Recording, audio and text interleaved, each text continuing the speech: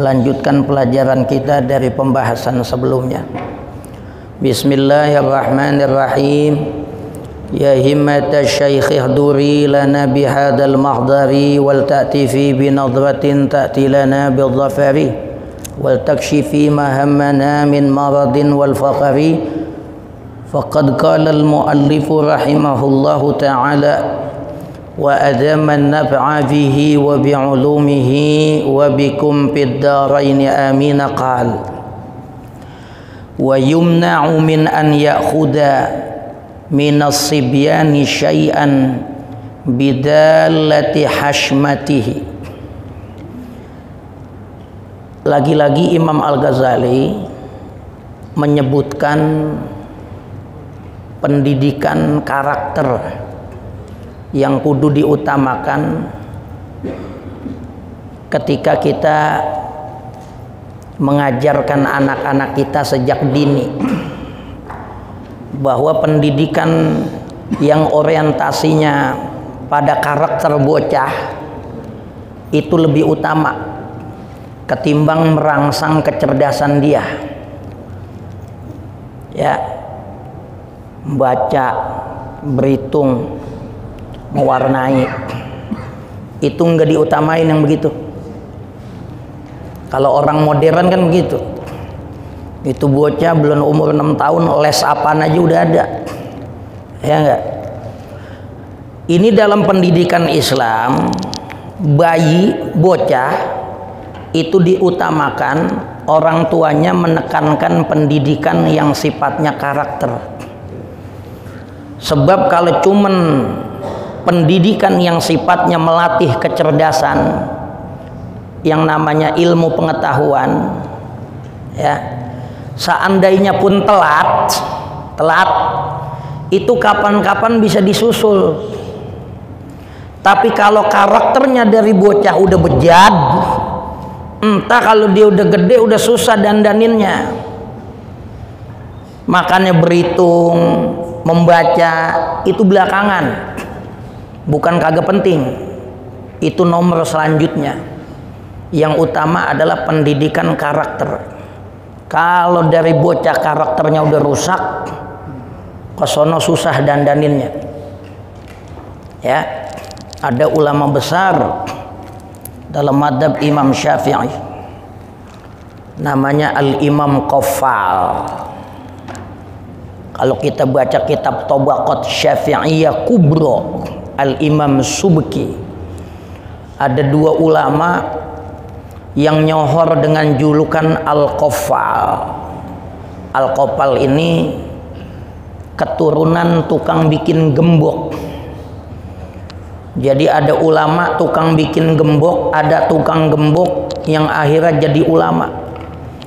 Yang tuaan namanya Al-Imam Qaffal Asy-Syashi. Karena dia duluan, dia disebut Al-Qaffal Kabir. Ada yang belakangan meninggal tahun 413, disebut Al-Qaffal Shogir, tukang gembok yang akhirnya jadi ulama. Ya. Saat usia 30 tahun dia gelutin kerajinan tangan yang namanya bikin gembok yang dia udah dapat dari bapak-bapaknya, sampai dia bisa bikin gembok berikut kuncinya. Itu gembok yang dari dulu belum ada yang bikin model begitu. Gembok sama kuncinya cuman kalau ditimbang beratnya cuman 4 butir kacang humus. Bayangin, gembok sama kuncinya dia bikin dari besi, kalau ditimbang yusawi arba'u habbat, ditimbang tuh cuman 4 butir kacang humus. Kayak apa? Dia ahli bikin gembok. Umur 30 tahun, roman-romanannya dia pengen beralih profesi. Emang orangnya raja cerdas. Begitu 30 tahun dia nyari guru. Belajarlah dia ilmu fikih dari umur 30 tahun. Cuman begitu belajar ilmu fikih beda.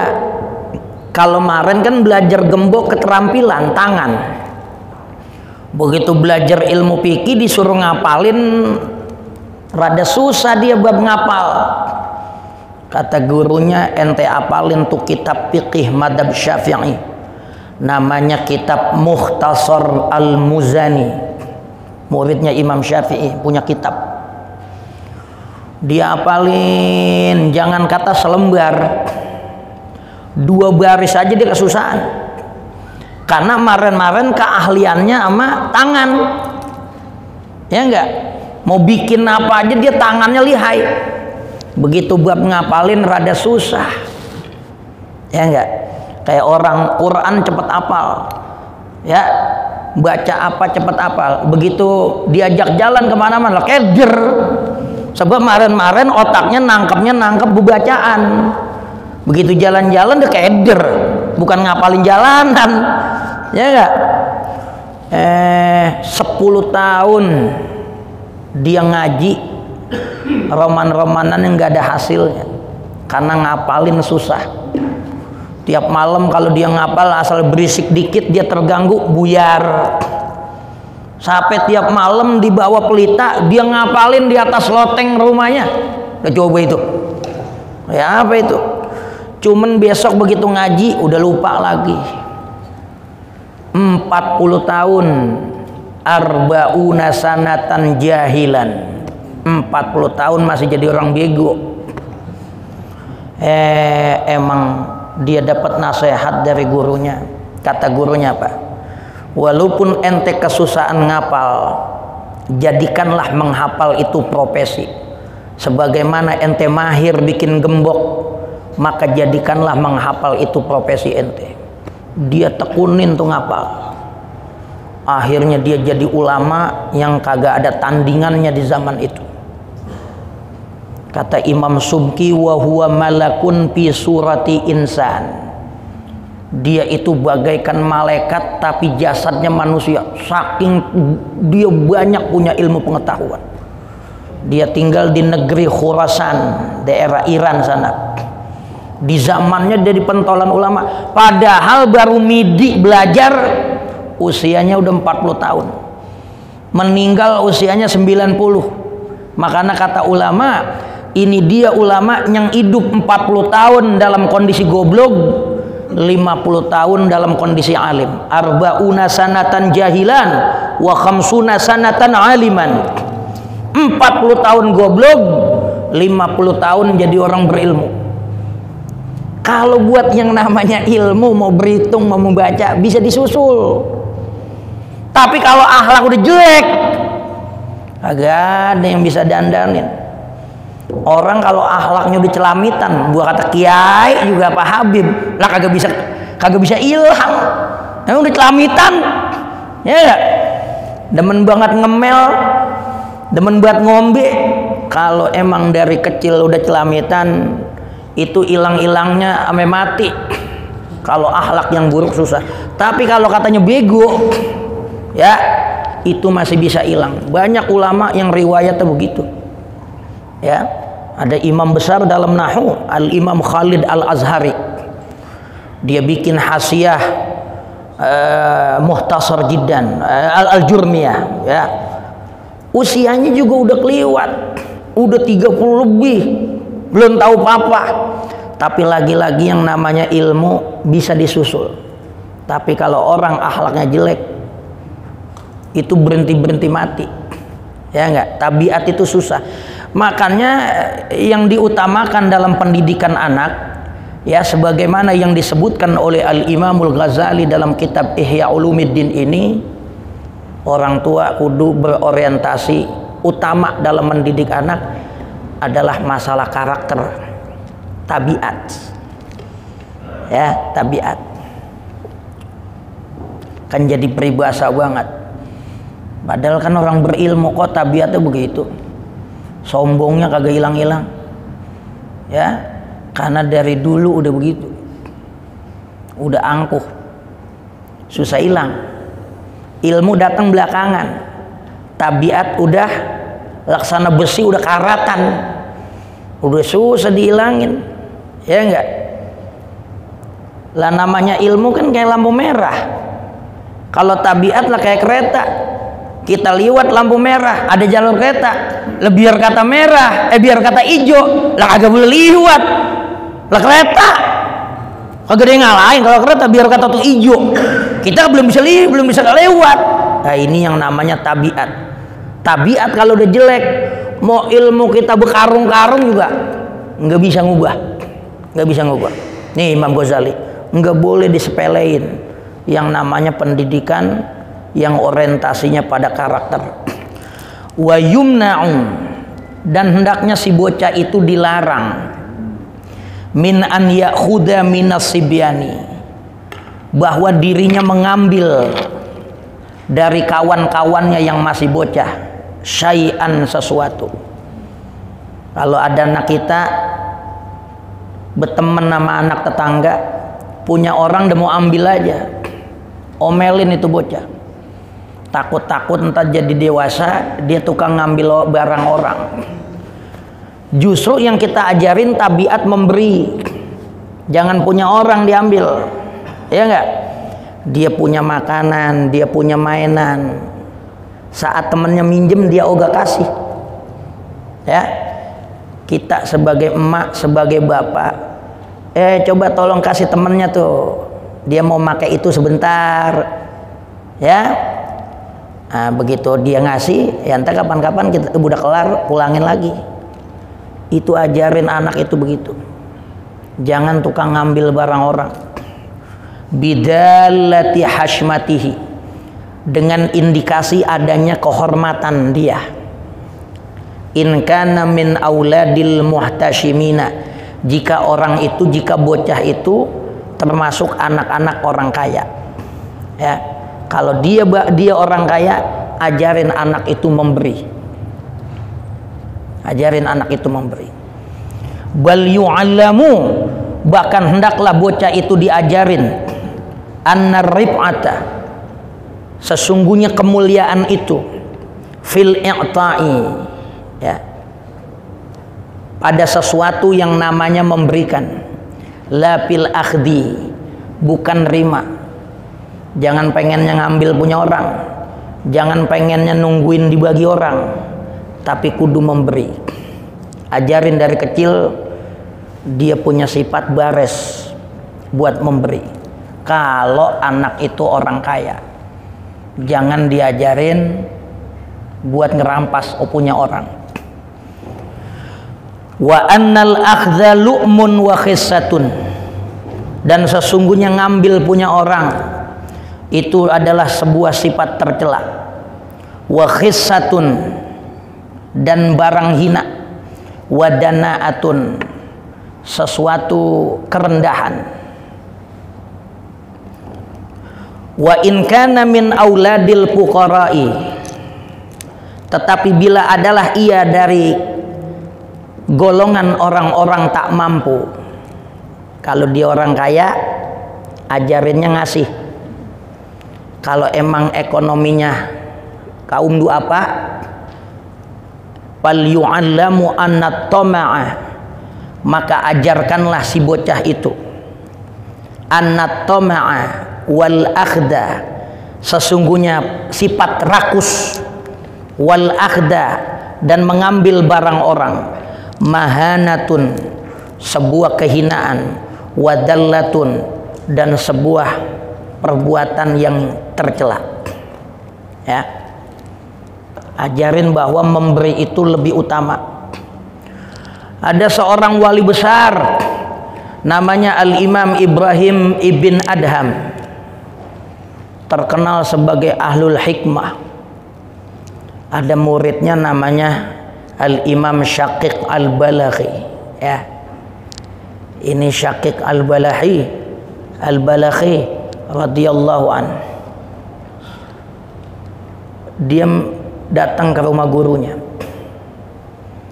Dia minta izin, dia pengen dagang. Karena sebelum dia jadi ulama, emang tadinya pedagang. Cuman dia tinggal. Dia nuntut ilmu. Begitu dia nuntut ilmu, dia permisi sama gurunya. Dia pengen dagang karena ada orderan nih, ya. Dia permisi sama gurunya.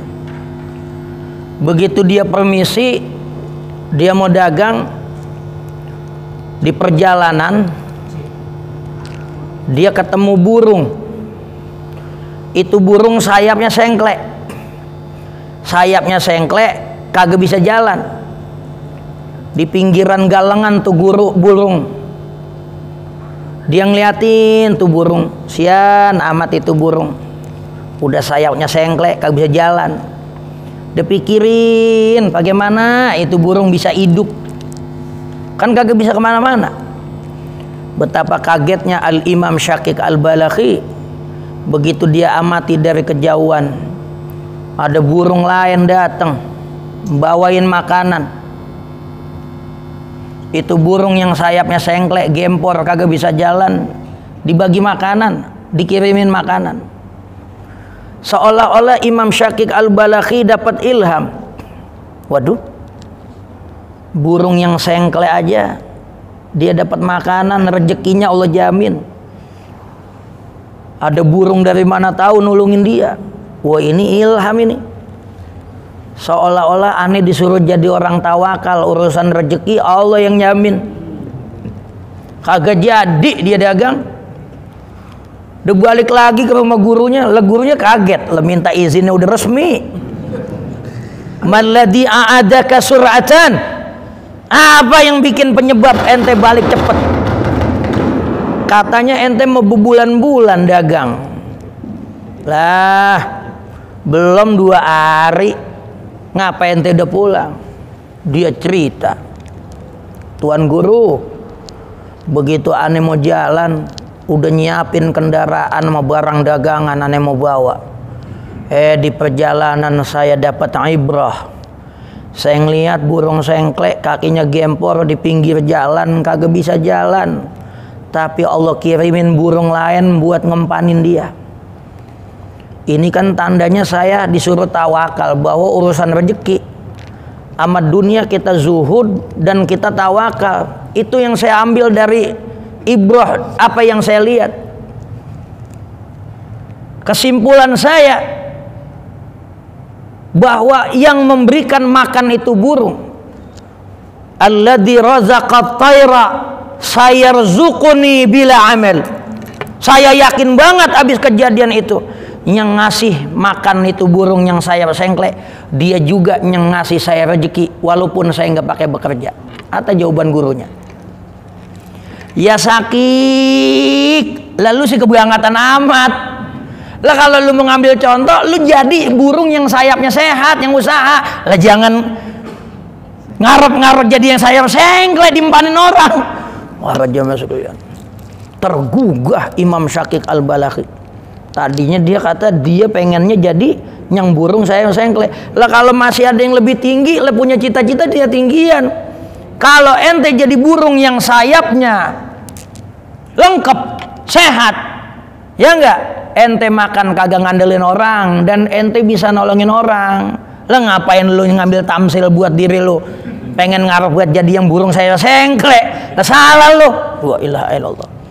Ya, ajarin kepada anak-anak kita bahwa yang namanya memberi lebih utama daripada menerima. Yang Rasulullah Shallallahu Alaihi Wasallam katakan, al yadul ulya khairun min yadis sufla. Nah, ini dari bocah udah ditanemin. Wa anna dalika min da'bil kalbi, bahwa sifat tomak rakus, ngarepin punya orang. Tomak tuh kayak kita miara bebek. Tuh bebek kita empanin, kapan dia nelor? La ilaha gede aja belum udah ngarepin nelor. Tomak amat itu orang. Makanya orang dari dulu kalau miara bebek kagak bisa kaya. Iya, ngerjain bebek. Emang gua dimpanin sih temen lu nungguin telur gua. Nih, wa anadalika min da'bil kalbi. Sifat tomak, ngarep dibagi, itu sifat anjing. Kenapa dikata sifat anjing? Fa innahu yubasbisu. karena anjing itu sering ngibas-ngibasin ekornya. Imam Ghazali ngerti juga ilmu binatang. Anjing kalau dia ngibas-ngibasin ekornya, itu ada yang dia pengen. Fa innahu yubasbisu bintizari luqmatin. Ketika anjing ngibas-ngibasin ekornya, si anjing itu lagi menanti luqmah. Dia pengen minta disuapin makanan. Ya, ada tabiat anjing yang Imam Ghazali tahu. Tuh anjing kebiasaannya kalau dia ada kepengen, dia deketin orang, dia kibas-kibasin buntutnya. Ngibas-ngibasin buntut itu sifat anjing yang tercela karena ada sifat toma di situ. Wabil jumlati, dan secara keseluruhan dapat kita simpulkan, yuqabbahu ila sibyani, hendaklah orang tua yuqabbahu ila sibyani, dijadikan momok buruk ila sibyani, bagi seorang bocah, kepada bocah-bocah, hubbudz dzahabi wal fiddati, cinta terhadap emas dan perak. Ya, jadi kudu dibentuk karakter agar bocah itu enggak maruk sama emas sama perak. Hubbudz dzahabi, tomak terhadap emas. Kalau sekarang duit lah, ya duit. Jangan maruk banget sama duit. Jangan apa-apa pikirannya duit. Ad-dahab, dinar. Ya, dinar, dinun wa narun. Man akhadahu bihaqqin fahuwa dinu. Siapa yang ngambil harta, siapa yang mendapatkan harta dengan cara yang baik, fahuwa dinu, harta itu jadi agamanya. Wa man akhadahu bighairi haqqin falahu nar. Ya, siapa yang ngambil harta tanpa jalan yang benar, maka dia jadi nerakanya dia. Itu dikata dinar, dinun, wa narun. Begitu juga dengan dirham. Dirham daru hammin, darun wahamun. Paman akhadahu bihaqqin,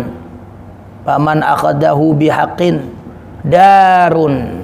Siapa yang ngambil itu dia dengan benar, maka itu akan menjadi tempat dia. Waman akhadahu bighairi haqqin awrathahul hammu.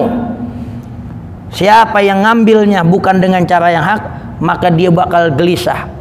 Dinar, dinun wa narun. Dirham, darun wa hammun. Dari namanya juga mengandung filosofi seperti itu. Dari bocah itu jangan banget bocah dikenalin sama duit. Jangan diajarin anak itu orientasinya sama duit. Ya. Wa yuhadzaru minhuma aktsara mimma yuhadzaru minal hayyati wal aqaribi. Wa yuhadzaru, dan bocah itu hendaklah diwaspadai. Yuhadzar, diperingatkan.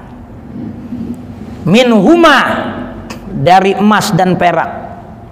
Aktsara, lebih-lebih waspadanya, mimma yuhadzaru minal hayyati wal aqrabi, ketimbang bocah itu disuruh waspada dari ular dan kalajengking. Kalau bocah dari kecil udah tamak sama duit, ini jadi manusia bahaya ini. Manusia bahaya. Orang tua kudu bisa mendikte, mentalkinkan seorang anak itu, ditahzir, dijauhin untuk cinta kepada yang namanya duit. Karena apa? Bahaya cinta sama duit lebih bahaya daripada racun ular makalajengking. Minal hayyati wal aqaribi. Kenapa? Bocah kecatek kalajengking, obatnya gampang banget, kagak pakai ke dokter. Bocah kecatek ular, obatnya gampang banget, kagak pakai ke dokter. Orang dulu udah pada paham yang namanya getah pohon zaitun, ya, getah pohon zaitun. Al-Imam Al-Qazwaini dalam kitab Al-Gharaib bahwa getah pohon zaitun diyakini dapat mengobati bisa ular. Ada orang kecatek ditempelin, diusek-usek tuh getah pohon zaitun, maka bisa ular itu akan sembuh, enggak menjalar ke tubuhnya. Ada orang dicatek kalajengking, kagak pakai ke dokter. Maaf ya, zaman dulu orang Arab emang demen banget miara kambing. Itu nya kambing 3 butir, bila ditaruhin air sedikit tuh dibokor, taruh di bokor, diairin aja dikit. Begitu diaduk-aduk tuh kambingnya, diborein pada badan yang kecatek kalajengking, maka racunnya nggak bisa nerus. Kalau orang udah kena bisa cinta dunia, kalau orang udah kena bisa cinta duit, ya, maka dokter mana yang bisa nyembuhin? Dia bukan hanya binasain orang itu, tapi dia bisa ngerusak hubungan keluarga. Cinta sama duit, ya Allah, nih ada 2 teman dari kecil berteman, apa jadi 2 bibir kemana aja sama dia, ya gak? Yang atu namanya Hamid, yang atu namanya Mahmud. Contoh doang ini, ya. Ini si Mahmud emang orangnya rada licik. Kalau sama duit itu kadang-kadang mau dia nemplok di mana aja ujungnya permusuhan gara-gara duit. Si Mahmud nih gaweannya. Singkat cerita, ini berdua dia jalan di padang pasir. Begitu di padang pasir, dia nemuin kantong konjen, isinya uang emas. Karena nemuinnya di padang pasir, dia bingung, gua mau ngumumin juga, siapa yang lewat sini. Singkat cerita, kata si Hamid, ya udah, ini kita bagi 2, separuh buat aneh, separuh buat ente. Si Mahmud licik, begini aja, oke kita bagi 2, ya, yang setengah kita bagi 2, ini yang separohnya lagi kita kuburin, kapan-kapan kita perlu baru kita ambil. Licik nih, otak licik nih. Jadi yang separoh aja, seolah-olah bijak ngomongnya. Jangan, ini kebanyakan. Separoh kita bagi 2 lagi, nah yang separohnya lagi kita amanin. Bahasa nenek-nenek, kita ademin dulu tuh duit. Kata si Hamid, lu mau ademin di mana? Entah gue yang tahu tempatnya, ya enggak? Kapan-kapan kita mau ambil kudu berdua. Pokoknya begitu. Jangan ada yang berkhianat di antara kita. Di mana tempatnya? Ayo kita cari pohon yang gede. Cari pohon gede. Nih kita gali di sini. Pohon gede gampang nandainnya. Ya enggak? Kayak asam keranji sama pohon buah-buahan langsana. Itu tahun 90-an itu ditanam. Dari zaman saya MI. Buah-buahan langsana sama pohon asam keranji. Buah-buahan langsana sama asam keranji kuat. Lain sama pohon bintaro. 5 tahun udah hilang. Digali itu tanah, dibungsel, ya, ditaruh di situ. Si Mahmud emang otak licik, emang udah gak nyala ya. Mahmud otak licik, diem-diem, emang udah akal-akalan dia, udah siasat dia. Secara diem-diem dia ambil tuh duit, dia yang ngambil. Pakai pora-pora ngomong, Mid, kita udah lama nih perlu duit, nyok kita ambil nyok yang di sana, ayo. Begitu digali udah nggak ada. Si Mahmud acting, wah ini pasti di antara kita ada yang berkhianat nih. Gua kagak mau tahu, pokoknya ini gua bawa kasus ini ke pengadilan. Wah, dibawa ke pengadilan. Begitu di pengadilan, kata tuan hakim, delik aduan apa? Ini delik aduan pengkhianatan. Ceritanya tuan hakim, saya pada nih berdua nemu duit lagi jalan, separoh saya bagi dua, separohnya lagi saya taruh punan. Tumen begitu saya berdua mau ambil, ini udah kagak ada. Kan yang tahu saya doang berdua. Lah terus bagaimana? Saya tuntut ini si Hamid, dia yang ngambil. Kata tuan hakim, lu dari siapa tahu dia yang ngambil? Saksinya mana? Ada nggak? Ada. Siapa saksinya? Poonan itu. Waduh. Udah kata poonan itu yang jadi saksi. Kata tuan hakim, ya udah, kalau emang lu kata poonan itu jadi saksi, ayo kita paranin. Begitu diparanin, si Mahmud udah nyeting. Dia suruh temennya naik ke pohon. Ntar begitu gua kata, siapa yang ngambil? Lu sebut aja si Amid. Begitu hakim udah kumpul, ya, hakim udah kumpul, dia bawa dah tuh anak buahnya. Nih tuan hakim, pohonnya gede banget, nggak ada saksi yang saya punya melainkan dia, karena dia nggak pindah-pindah, dia yang paling tahu. Kata tuan hakim, ya udah, gue mau nanya sama tuh pohon. Pohon, emang siapa yang ngambil itu duit? Dari pohon terdengar suara, Hamid. Tuh tuan hakim, apa gue kata? Pohon ini saksi saya. Tuan hakimnya cerdas. Para tentara kumpulin kayu bakar, bakar nih pohon. Begitu dibakar, apinya udah gede, ada yang loncat. Wah, tahuan nih, dia nih. Begitu dia loncat, ditangkap sama hakim. Ngapain lu di atas? Suruh siapa lu? Tuan hakim, saya disuruh sama Mahmud. Saya dijanjiin itu duit yang diambil, dia yang ngambil. Saya dijanjiin nih orang parok lagi. Ya enggak? Dia sifatnya toma. Ya enggak? Kata hakim, bodoh amat, gua enggak mau tahu. Pengawal, gebugin dia berdua. Gebugin. Duitnya dikasih si Hamid. Orang kalau punya sifat toma, at-tama'u yudhibu ma jama'ah. Sifat toma dapat ngilangin barang yang udah kita kumpulin. Karena rakus. Sifat rakus itu bahaya, yang namanya toma. Fa inna afata hubbid dhahabi wal fiddati. Maka sesungguhnya afata, dampak negatif, hubbid dhahabi, cinta kepada emas, wal fiddati, cinta kepada perak, wa tama'i fihima, dan rakus pada keduanya, adarru min afatis sumumi ala sibyani, itu lebih berbahaya ketimbang dampak negatif racun-racun dari binatang yang berbisa ala sibyani, ketimbang anak-anak. Bahayanya mengenai anak-anak itu sangat bahaya. Cinta kepada harta, racunnya lebih sangat berbisa ketimbang binatang yang berbisa sekalipun. Ya. Bal 'alal akabiri aidan. Bahkan nasihat ini bukan cuman buat bocah, buat orang-orang dewasa juga perlu ditanamkan. Ya, kecintaan terhadap harta ini banyak menjerumuskan orang.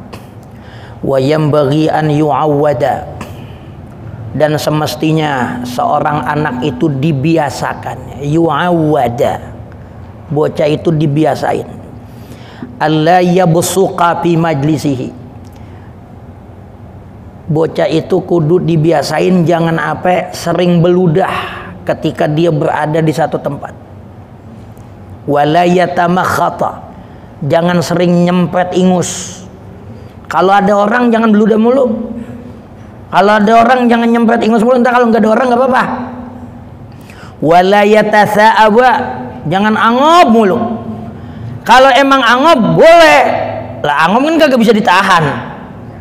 Tapi tahanlah mulutmu, tutuplah mulutmu dengan kura-kura tangan kiri. Tutup. Jangan dia ablak, mana ada ehonya, wah, ya,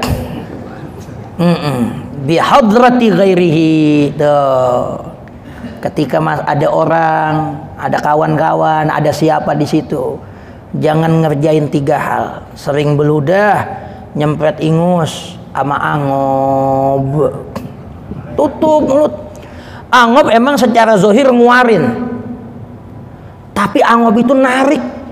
Waktu kita angob kayaknya nguarin tuh, tapi pada hakikatnya dia nyedot. Boleh jadi itu ada laler liwat atau apa, bakteri-bakteri abu masuk.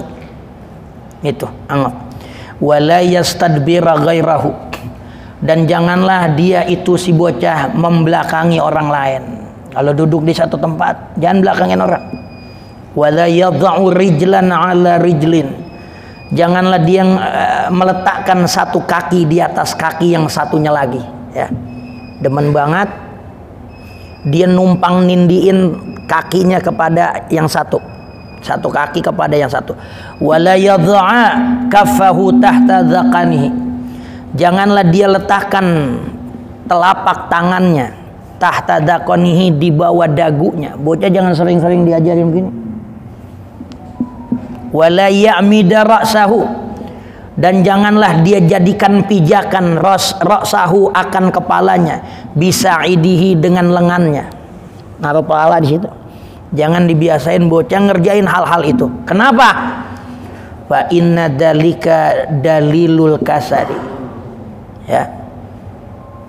Naruh tangan di dagu, naruh pala di lengan, itu alamat tabiat orang malas.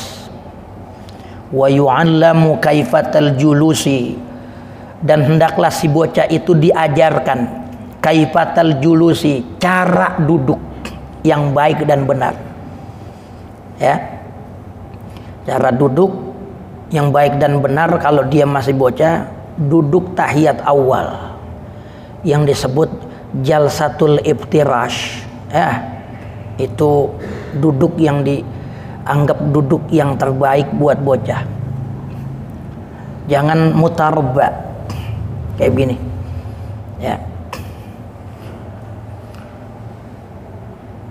Wa yumna'u kathratal kalami, dan hendaklah dicegah bocah itu kathratal kalam, banyak buat ngomong, ya enggak. Wa yubayyanu lahu, dan dijelaskan kepada bocah itu anna dzalika, sesungguhnya demikian itu. Banyak ngomong ya dullu 'alal wiqahati, menjadi indikasi anak kurang ajar. Bocah nakal itu banyak ngomong. Wa annahu 'adatu abna'il li'ami, dan sesungguhnya banyak ngomong itu kebiasaan anak-anak bandel. Wa yumna'ul aymana ra'san, dan hendaklah dijauhi, dilarang bocah itu al aymana, mengeluarkan kata-kata sumpah. Dari bocah udah demen bersumpah, wallahi demen banget ngeluarin kata-kata sumpah. Omelin itu bocah begitu. Sadiqan kana au kadiban, baik dalam keadaan benar apalagi bohong. Dia bener aja, jangan dibiasain sumpah. Hatta la ya'tada dalika fis sighari, sehingga tidaklah demikian itu menjadi kebiasaan. Ya'tada dalika, dia kebiasaan mengerjakan itu fis sighari, dari sejak kecil. Entar udah gede dikit-dikit sumpah mulu. Nah. Wa yumna'u an yabtadi al kalama, dan hendaklah si bocah itu dilarang bahwa dia jadi orang yang mendahului dalam bicara. Yang lain belum ngomong, dia udah ngomong duluan. Kalau buat ngomong tuh mulutnya udah gatel banget, udah pengen ngomong aja. Wa yu'awwadu alla yatakallama illa jawaban wa biqadri su'ali.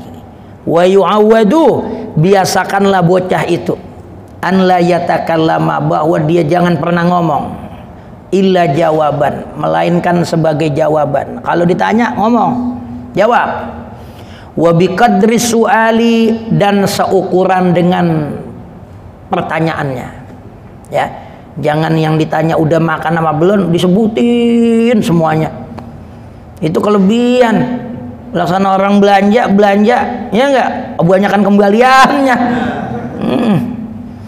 Wa an yuhsinal istima'a, dan bahwa seorang anak itu yuhsinal istima'a, diajarin menjadi pendengar yang baik. Mahma takallama ghairuhu, ketika orang lagi bicara. Jadi pendengar yang baik, kalau orang ngomong dengerin baik-baik, jangan salah paham, ya enggak? Apa-apa pengen nyimpulin aja sih cepet, bukan dipikirin dulu. Ada kiai, ya enggak? Ada bocah tidur di pacul buah-buahnya, udah kaget aja dia. Ya Allah, bapaknya kejem banget tapi anaknya tidur di pacul. Itu bukan nyeritain itu, ada bocah tidur di pacul buah-buahnya pulang nyawa, paculnya udah dicuci bersih, anaknya pulas tidur di pacul buah-buahnya, bukan buah-buahnya macul tuh bocah, ya enggak? Mana apa-apa orang ngomong pelajarin dulu, simak dulu, ya enggak? Demen gue nyimpulin sih. Takallama ghairuhu, kalau ada orang ngomong istima', dengerin dengan baik, ya enggak? Mimman huwa akbaru minhu sinnan, dari orang yang lebih dewasa dari dia secara umur. Wa an yaquma, dan ajarin bocah itu berdiri. Liman fauqahu, bagi orang yang di atas dia. Ada orang yang lebih tua dari dia, suruh bocah itu berdiri sebagai bentuk penghormatan.